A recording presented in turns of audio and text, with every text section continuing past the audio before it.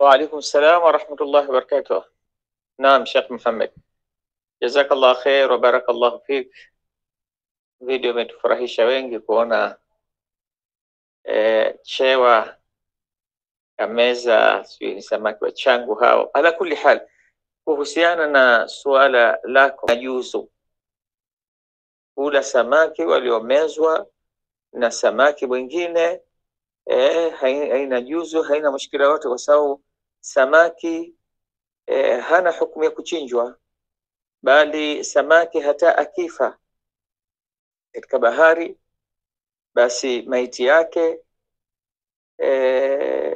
ni halali kumla, haina mushkila. Kwa hivyo hao hukumu utakayowapa bado itakuwa ni samaki, na ikiwa mtu alihofia kwamba labda washakufa, basi itakuwa na huyo samaki mwenyewe atizamwe alikuwa hajafa, manake itakuwa mtu anajikoroga tena hapo. Ala kulli hal, biikhtisar ni kwamba ni halalan tayyiban hao kuliwa wote wawili, aliomeza na aliomezwa. Hukumu ya kuwa labda iwe ni haramu kuliwa ni pale ambapo itakapothibiti kwamba huyu ni katika samaki ambao wanasumu, akimla mtu atajidhuru. Hapo haramu utakuwa umeingia kwa kitu chingine cha pembeni, sio cha dhati ya samaki mwenyewe. La, ni kwamba sasa anaua, au yule samaki ambaye aliyokufa shaharibika, shaoza, kuna hatari kwamba akiliwa atamdhuru mtu, uharamu utakuja hapo. Kwa kuongezea, swala hili hata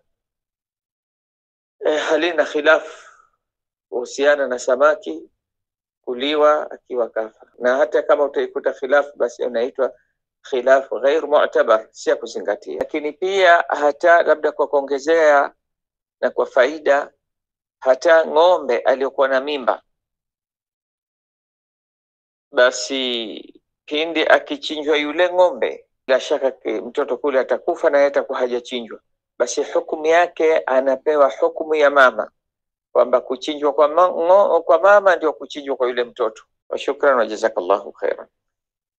Yani itatosha ile kuchinjwa mama, japo yule hajachinjwa, manake yule hata akipasuliwa akitolewa atakuwa shakufa, lakini bado hukumu yake ni kwamba ni halali kumla. Shukran.